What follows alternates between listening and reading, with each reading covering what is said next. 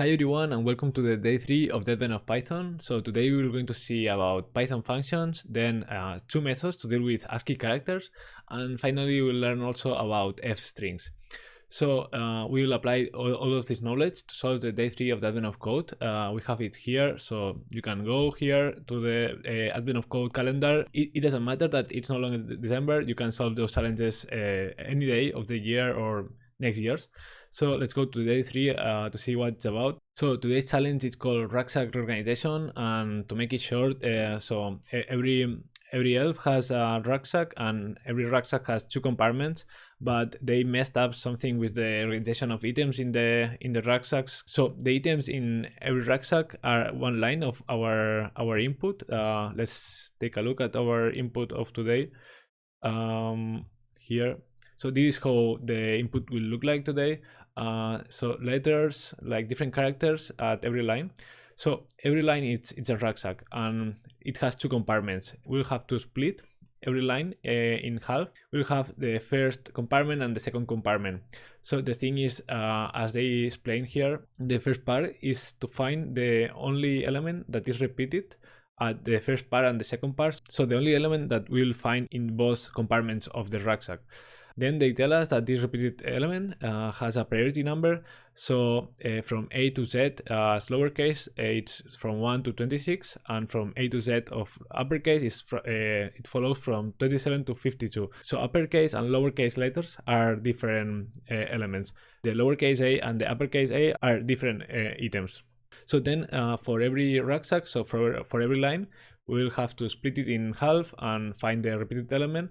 And when we have this repeated element, we will need to know which is its priority number from with these rules, and we'll have to add all the priority numbers of every rucksack, and the sum of all of them will be our answer for today's challenge. And in the part 2, they tell us that the elves rucksacks are grouped by groups of 3.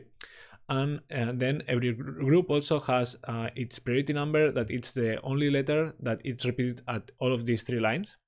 So in this first example, those 3 first lines, they repeat the letter lowercase r, and the next 3, the second group, repeat the letter uppercase z.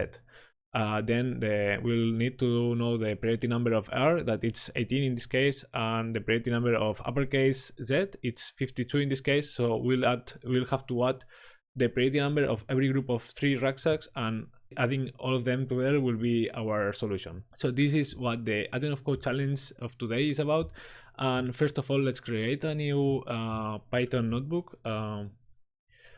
Day 3. Let's call it functions ASCII f strings IPy notebook. Let's create a markdown cell here. Let's put it copying from the last day. Advent of Python day 3, and this will be functions ASCII and f strings. And today's challenge is called rucksack reorganization. Okay, so first of all, let's start by explaining about functions. So functions is a very common thing in almost all programming languages, and allows us to encapsulate a code functionality to be repeated, or also to abstract some logic, so we can make code more readable and more clean by abstracting some parts in functions. So in Python, we define the functions with the command def, then the name of the function, let's call it my function. This can be any name in lowercase and underscores to separate different words. Then we put here a colon, and then here we can define some actions and or return some value. So we can either put like print hello, for example. This would be already a valid function. We can also return some value, like return 3. This would be also valid. It cannot be empty, so we have to rather do something or return something, or both. So for example, let's put here print hello, and then we can call our function like this, and if we run the cell, we are printing hello. It comes from here.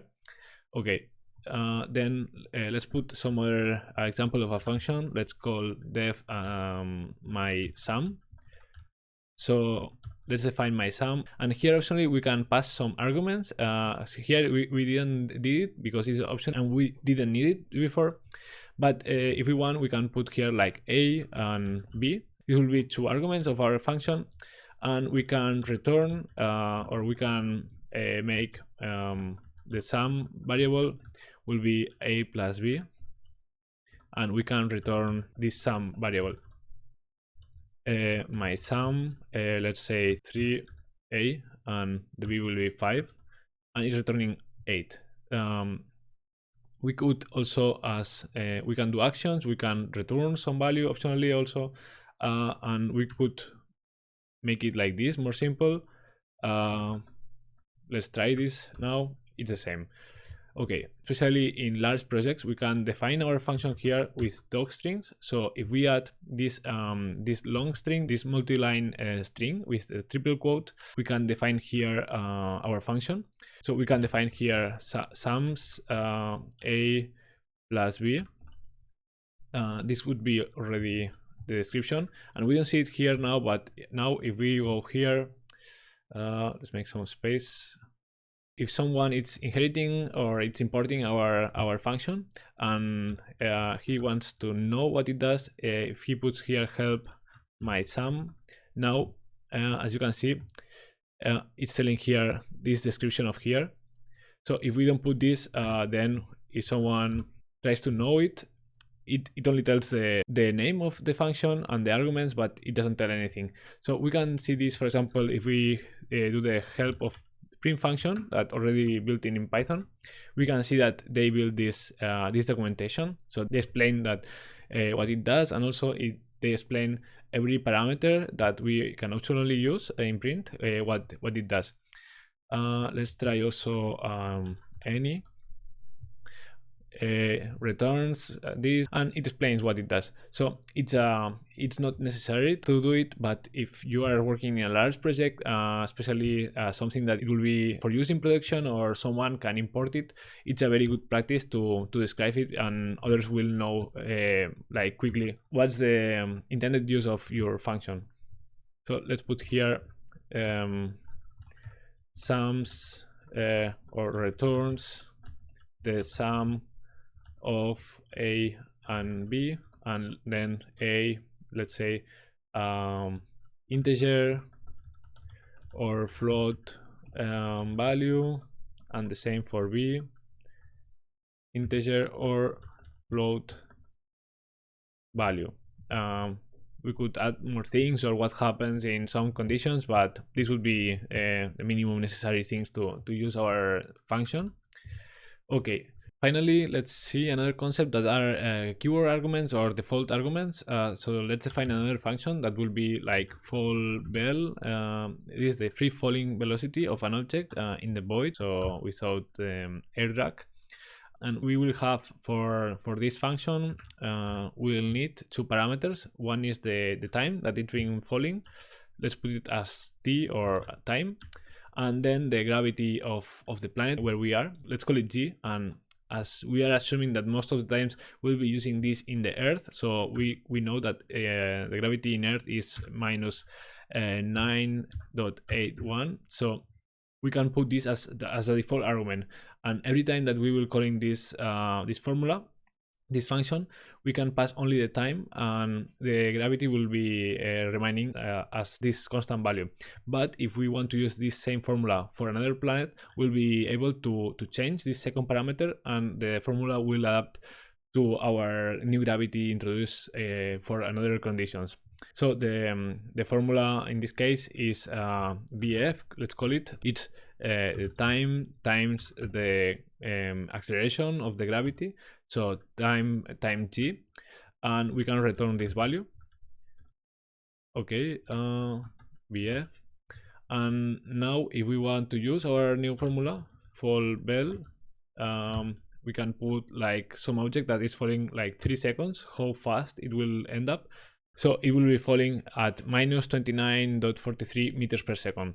Now if we want to apply this for some other planet like Mars, let's say, we can put here the gravity of Mars, that it's minus 3.71. 72 meters per square second, and now our object after 30 seconds it will be falling minus 11.16 meters per second. So this is our default parameter, and always these arguments have to be defined and declared first, and then all the default arguments. So if we had more default arguments, let's say they need to be here after all arguments, and if we had more arguments, whatever, we need to define them first, and maintaining the order always. So time it's always declared first, height it's declared second, and then we could declare the default arguments if we want to change the default value of them. Okay, that was more or less the basics about functions. We can do more complex things. We can call other functions inside our functions, but this was the basic of it. Okay, so now let's go to see how we can deal with ASCII characters in Python. This will be quite short, only 2 methods. So ASCII characters, if you don't know it, is how computers represent the characters that we see. So every one of them has a value. You can check these tables. So they are the letters, the lower case and the uppercase letters, but also slashes, commas, points, like any character, or the basic ones that you have, it's represented by a value, as you can check here. So first of all, we have the ORD method that we can pass any character, and it tells which value it has in the ASCII table, this character. So now if we check B, for example, it's 98, one more than A, as we saw. We can check Z, for example, 122, and we can check also what is the point, it's 46, what is the dollar sign, it's 36. Then we can check like the uppercase letters and so on. So this is the first one, it's ORD. Let's make it like this. This will be useful for today's challenge, because as you saw, we have some letters that are items, and every letter has a priority number, and so we will have to transform these characters to some values. So this was the ORD method, and then we have the opposite, the CHR char or method, that if we pass a value in the second line, we can see it returns the ASCII character of that value. So if we put here 65, for example, as we saw that it was the uppercase A. And so let's do the same, but opposite. So let's use the char, the CHR method to return the characters that we put here in the first line, and 122. So we can see that it's returning the character of these values. Okay, so that was most of it about ASCII characters. Finally, let's see about F strings. So we saw strings. Strings, for example, with simple quotes allows us to declare like messages or texts, even numbers, but in string mode. So we could have this in our variable. So these are hard-coded characters, and sometimes we want some flexibility. So we want to put here the name of someone, let's say. So we in order to do that, we can do this with, let's assume that we have here the name variable, and this would vary, but let's say that it's John for now. In our message, we want to say hello to John, and we can put here name, and this was a way to do it until now. Okay, hello John. We can also put here exclamation mark, but there is a cleaner way to do this that is with F strings. So now our message, we can do it like this with F and the quotes. Now let's put the message hello, and now with brackets we can put here the variable name and then the exclamation mark. So between these brackets we can define what will be here in our string, and we can see now that it's the same, but it's more clean. We don't have to be concatenating our strings and the variables that we want to introduce.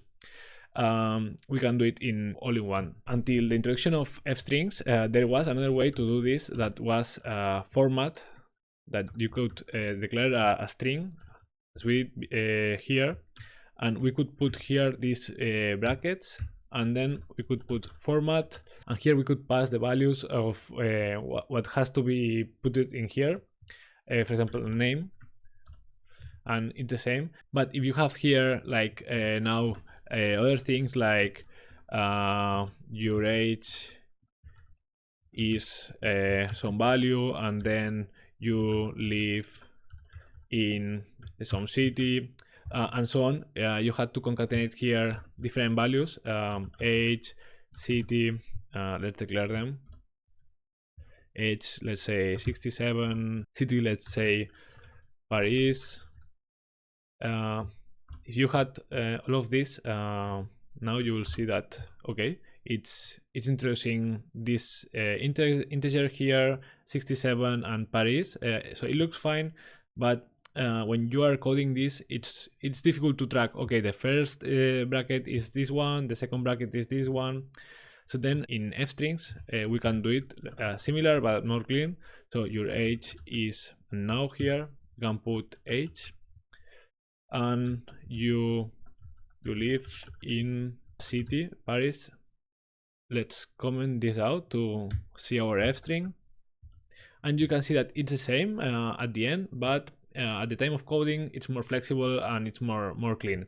So these are f strings. The final thing to see today. These are very useful whenever you want to build some name of any file, for example, or you want to return some message with variable things like the time that this function take to run or the result of computation. This gives you a lot of flexibility.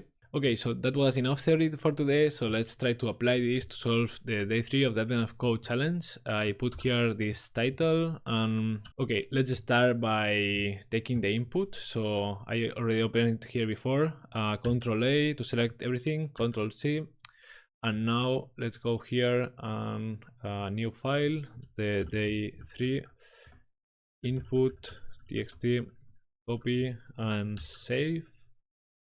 And we can already close this. We see that are 300 rucksacks. Okay, so let's open this file with open. The path to the file is in the data inputs folder, day 3 input txt as f, input row equals to f read. Okay, so we know how this look like. It's all together with the, we have to separate every line with the new line character. Let's call it rucksacks, and this will be input row split by the new line character, and this will return the list with all rucksacks. And then we can also, as we know that every line is a rucksack, but every rucksack has 2 compartments, we can already split every rucksack in the 2 compartments, and this will help us later to deal with them. So let's create now rucksacks compartments. This is an empty list, and now we will do a for loop for rucksack in rucksacks. So the compartment, let's put compartment 1 will be the rucksack until half of it. So we have to slice it and then put the length of the rucksack divided by 2. So this no, here this will return the length of this string. So for example, this length of here, and we are dividing by 2 with double slice, so it returns an integer, not a float. It rounds the value, so this will return the number of elements that it has the first half or second half. So we are slicing from all elements. We want from the first one, this is equal as putting here a 0, so from the first one to the nth, that is the half of the list. So if this was, I don't know, but if this was 20 elements, this will return 10. So we will be splitting from the first one to the 10th, and then we want the second compartment 2 to be rucksack from the length of the rucksack divided by 2. But now we want from here to the last one. So this is equal as putting here -1, that is the last element. So we are taking now from the half to the final. So this will return us the first half and this the second half. And then we want to append these two compartments to our new rucksacks compartments list. Let's copy it. So we have this empty list that will be, and we will be appending here in a set, for example, C compartment 1 and compartment 2. Okay, let's try this. And let's see now our rucksacks compartments. Let's see, for example, the first 3 elements from 0 to 3, miss an S. Okay, so we see here the first 3 rucksacks in our list of rucksacks. This was the first one, and we see the first compartment and the second compartment in this set. We see here the parentheses of the set. So this is the first one. We can check here.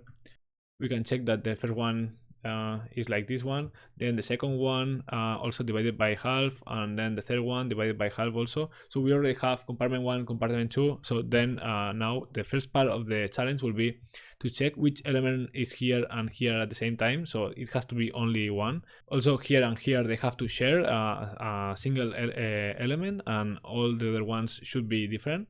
And here the same, and with all elements of our list. Okay, so let's put here this here is a would check to see how it works. Okay, the next step will be to deal with the priority of our items. So they told us that from A to Z, A has a priority number of 1, B of 2, C of 3, and so on until Z of 26. These are for lowercase, and then uppercase follow them, and A has 27, uppercase B has 28, and so on, and up to 52. So we'll need now to use our ASCII method that we see before to construct this logic. I put here a comment to understand this better. So we can now print with an F string. So we can use now F strings to build this string that will show us better what is the ASCII value of every character. And we will be using ASCII characters because otherwise we should write by hand, like A equals to 1, B equals to 2, C equals to 3. We should build this logic from scratch. And with ASCII characters, we can do this very quickly, as you will see now in a moment. First of all, let's remember the ASCII values of our characters. So A will be equal to this parameter of here that will return the ASCII value of the character A. Then let's do it for Z. So Z space and ort Z. And now for uppercase, let's put that A equals to ort and uppercase A. I have to put here now single quotes because as I'm surrounding this by double quotes, if I put here double quotes also, I would be breaking my my string. So if you have to put some string inside your F string, you should use single quotes, or you can put single quotes here and double quotes here, but you cannot use the same in both cases. Okay, let's put now Z and ort Z, and if we print this now, we can see clearer what is the value for each value. I already put it here, but before this I had to build something like this to know what is the value of everyone. Okay, so this helps us to understand how the ASCII characters translate to their values, and this will help now in the next step, that will be to build some dictionaries to handle automatically this logic. So let's build this logic into dictionaries. Let's call it priorities, and this will be a dictionary that will transform our characters to its priority value. And let's do a for loop, and for I in range 26, because we have 26 letters from A to Z. and priorities with the letter char with I plus 97, because we will be mapping from lowercase a to lowercase z. These are the first list of priorities from 1 to 26. So we will be mapping those to the priorities numbers that are from, it will be I in this case.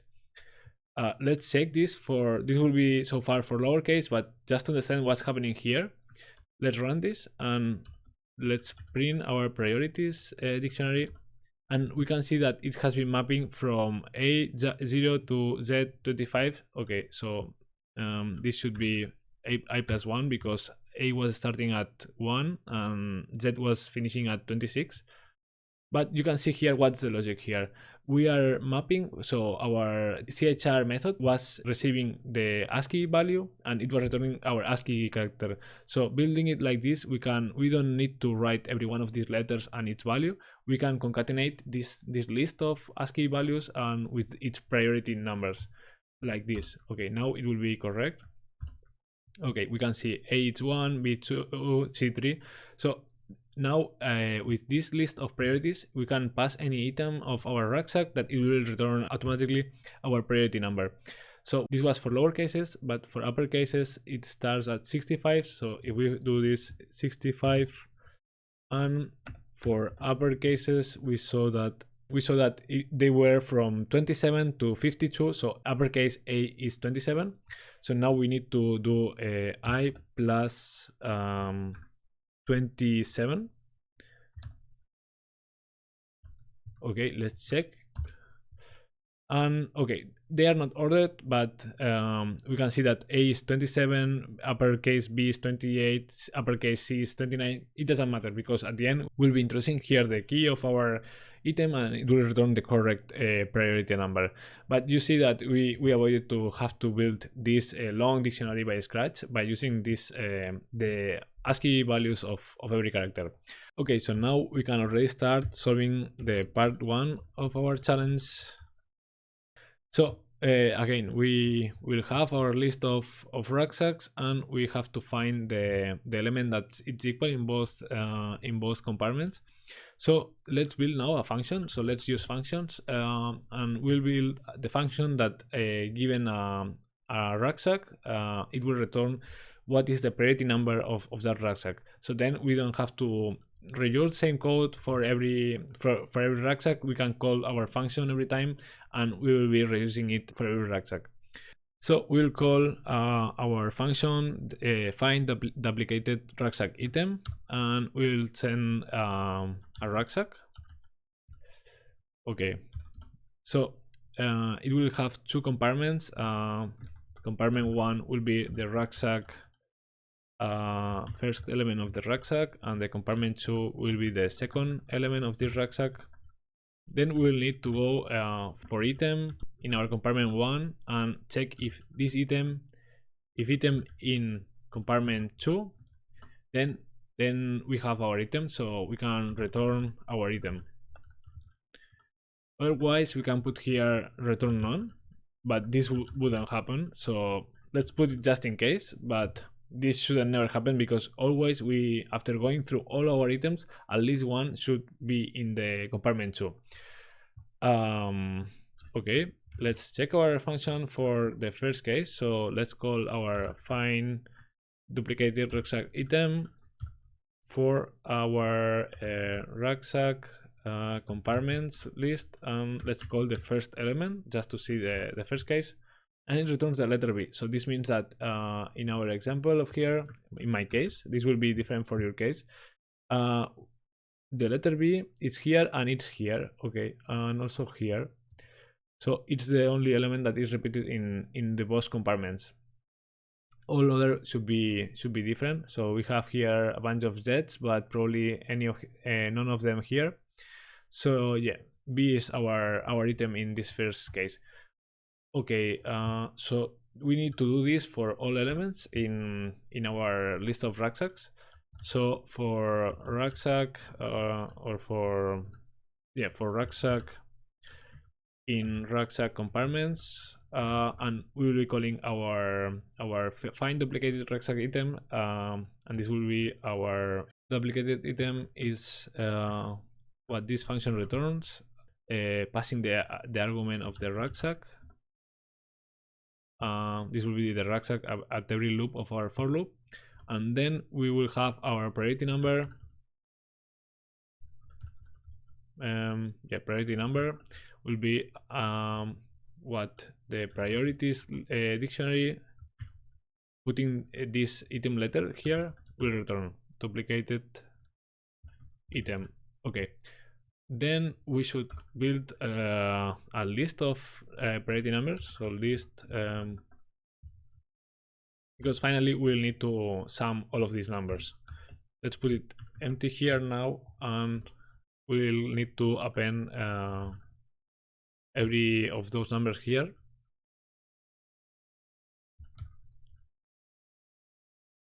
So if we build this, now we'll go for every rucksack in our list, finding the repeated number. Then we put the repeated item, which is a letter. We put this letter here in our priorities dictionary. It will return the priority number, and we then put here the priority number in our list. And finally, the result will be print. Let's use f strings again here. Result. And the result will be the sum of. We can do this operation here. We could do it before in a variable and then passing only the variable with the value, but we can do this operation here. It will be the sum of the all elements in the priority list. Priority list of numbers. So let's see the result of this. Okay, I put here, now it will work. Okay, and it's 2202. Let's see what was the result for me in this first part, and it was 8202. Yeah. Okay, let's go for the second part. So now it's similar, the problem, but we don't have to compare the repeated element between the first compartment and the second compartment, but we have to group all rucksacks in groups of 3 and find the element that is repeated in every 3 rucksacks. And we have to take this element and check its priority number. The rules are the same for that, and sum all priority numbers for all groups of 3 rucksacks. So now we should define a similar function as this one, but not to compare from different rucksacks, but from every rucksack of the group. Let's define find duplicated group item, and we'll put here now not a single rucksack, but a group of rucksacks. So rucksacks, let's call it. Okay, rucksacks was the input row of before. Let's call it group. So this will be a group of 3 rucksacks. So this group will be 3 rucksacks, and every rucksack will have 2 compartments. So let's put here like this. R1 is the group, the first element of the group. R2 is the second rucksack of the group, and R3 is group, the third element. So now every one of those rucksacks is 2 compartments of a rucksack. Let's check what we have so far. Let's put here like return the R1 to see how it looks like. Find duplicated group item, and now our rucksacks compartments, we cannot pass a single one, but we have to pass 3 at the same time like this. And it's returning the first rucksack, the R1, and we can see that it has the 2 compartments divided. So now what we can do to do this is to add the 2 compartments together here, like this, and putting like the first one and the second one. There are maybe simple ways to do this, but this is the most basic one probably. Okay. The third one, so we are adding them to concatenate their strings like this. now we can see that when we return the first one, it's already a single string, so it's a single rucksack altogether. Okay, so now that we know that this works, we can go and for item in rucksack 1, if this item is in rucksack 2, if this item is also in rucksack 3, then we know that our item is the one that we were looking for, so we can return this item. Otherwise, again, we can return none as before. This should never happen, otherwise is that our input is broken or we did something wrong before. Okay, now let's see what our function returns, and it returns that for the 3 rucksacks of our input, the shared letter is the uppercase V. Uppercase V, uppercase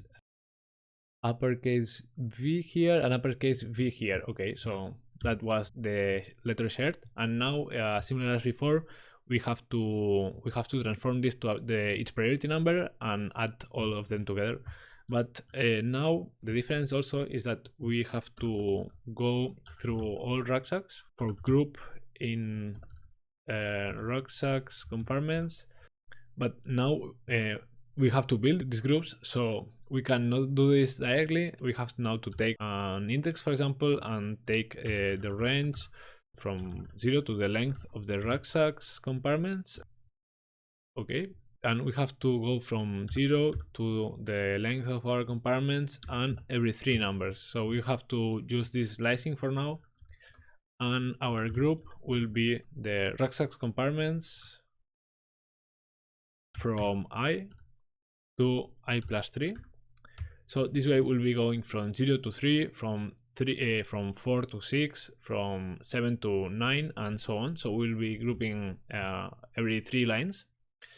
And now that we have our group, we can have our shared our duplicated item, let's call it again, and this will be what this function will return.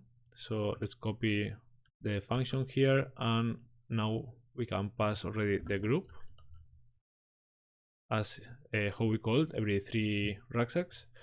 And now again, as before, we will take every priority number for every group. Now as the duplicated item, we will have to create the priority list 2 for now to distinguish from the last one.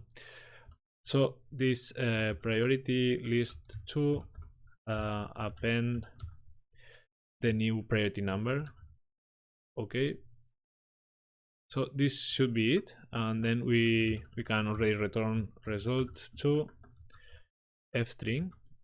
Result 2 as before will be the brackets to return the value of this operation, and this will be the sum of all elements in our priority list. Okay, let's see if this works, and it returns 2864, and this was my result also for the second part of the day 3 challenge. Now finally, I also wanted to share how I solved this day 3 challenge in my personal solution. So let's see here how I built it, very similar as we did.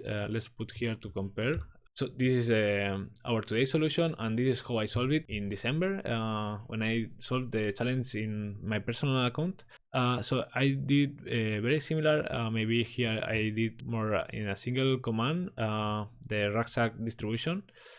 Then here I built the dictionaries with dictionary comprehension that we haven't seen it yet. This is very similar as we built our dictionaries here, but in a single line. But then I had to concatenate them together with this update command, so maybe both ways are pretty similar in terms of number of lines. Then the part 1, I also created here this function, but because then I could map this function in a list, a little bit shorter but very similar. So here, if we are using for loops, it doesn't make much sense to use a function because we can already put this logic here in our for loop, and we are not repeating it every time because the for loop repeats it for us. But this is a good way to abstract some functionality of this, because we could define this kind of methods in another file in a larger code, and then we could have here not all this logic in our for loop, but we could build it more simply just by calling this function. Then the part 2, again, very similar as before. I use again another function very similar as our function here. I was using list comprehensions to add these strings, but then you can see here again this nested for loop to see that the item was in the 3 rucksacks, and then a list with the map of this function and returning the priority number. So this was how I solved it, very similar as we did here. Okay, so I hope that you learned something new today, and see you in the next video. Bye bye.